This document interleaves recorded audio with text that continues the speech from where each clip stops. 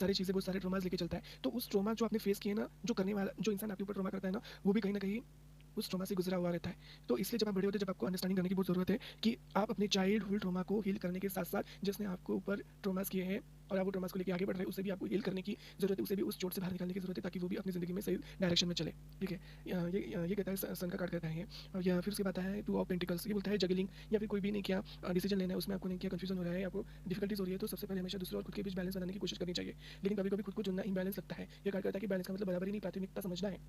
ये जो बैलेंस का कार्ड कर रहा है ना, सबसे पहले प्रायोरिटी समझने की कोशिश करो।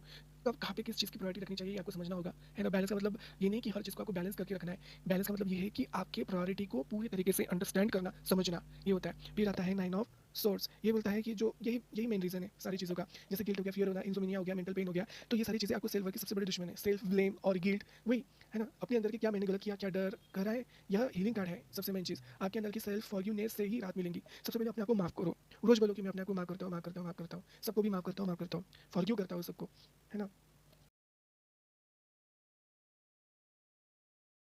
तो इससे क्या होगा कि जो भी आपने चीज़ गलत की है, उसके ऊपर आप सही डायरेक्शन में काम करना चालू कर दोगे। ठीक है? इससे क्या होगा, आपके अंदर का फ़ियर, आपके अंदर का गिल्ट, ये सब रिलीज़ हो जाएँगे, है ना? फिर आता है सेवन ऑफ कप, ये बोलता है इल्यूजन, विकल्प, असमंजस, मतलब कन्फ्यूजन वगैरह जो भी होता है ना, ये इल्यूजन में उलझना रहता है। तो इसके अंदर कैसा रहता है कि अगर मैं खुद को चुनूँ तो क्या होगा? मैं अगर अपने आप को सपोर्ट करूँगा तो क्या होगा? तो सबसे पहले आपको ये सारी चीज़ों को क्लैरिटी इल्यूजन से नहीं से ये कहा कहता है कि क्लैरिटी इल्यूजन से नहीं, इनर ट्रुथ से आती है ना? तो आपको फोकस एक चीज़ पर करना है कि मेरा सच्चा उद्देश्य क्या है? आप तभी आपको सैटिस्फाई होगा, आपको ये देखना होगा अंदर से, उस कार्मिक लेसन को समझना होगा, उस ट्रिगर को समझना होगा, उस डार्क इमोशन बैगेज को समझना होगा जो कि आपको इनर ट्रुथ तक लेके जाए।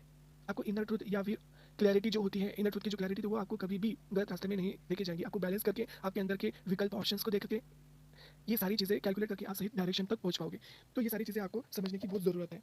नाइट ऑफ स्वॉर्ड ये उल्टा आया है। इसमें देखिए कैसा होता है कि जो भी जल्दबाजी, डायरेक्शन लॉस, इम्पल्सिव कम्युनिकेशन, ये सारी आप जो भी चीज़ें फेस कर रही हैं, इनका सबसे मेन रीज़न ये है कि आपको डायरेक्शन नहीं मिल रहा है, डायरेक्शन से लॉस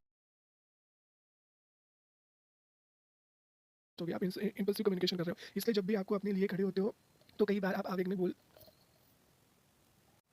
नाइट ऑफ सोर्स से मिटा है इसके पीछे का सबसे बड़ा मेन चीज़ है कि अपने आप डायरेक्शन लॉस हो चुका है, आप इम्पल्सिव हो गए हो, आपको जल्दबाजी से सबको रिएक्ट करके जल्दी-जल्दी बोल देना है। जब तक आप अपने लिए खड़े होते हो, तो कई बार आवेग में आके जो भी कुछ आप बोलते हो, उससे कन्फ्यूज़ होता है। ये कार्ड बोलता है कि सच भी आपको जल्दबाजी में नहीं, संयम से बोलना है, पेशेंस रख के बोलना चाहिए। क्योंकि सच जितना आपके लिए ताकत देता है, वो किसी के लिए उसके लिए ट्रूथफुलनेस होता है जो हर्ट कर सकता है। इसलिए आपको किसी के साथ ट्रूथफुल होना है, खुद की रक्षा करते हुए भी अपने लिए प्रेम बना के रखना है और यही सत्यता आपको सामने भी रखना है। जो भी सत्य बात आप बोलेंगे, तो ये होना चाहिए कि आपके अंदर वो प्रेम होना चाहिए। उस प्रेम के साथ आपको सत्यता के लिए सत्यता से बोलना है और वो भी पेशेंस रख के।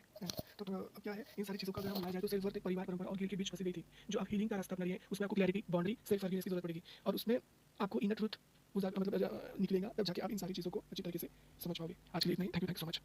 गाइस प्लीज़ सब्सक्राइब कीजिए, लाइक कीजिए, शेयर कीजिए, कमेंट्स कीजिए। Thank you so much.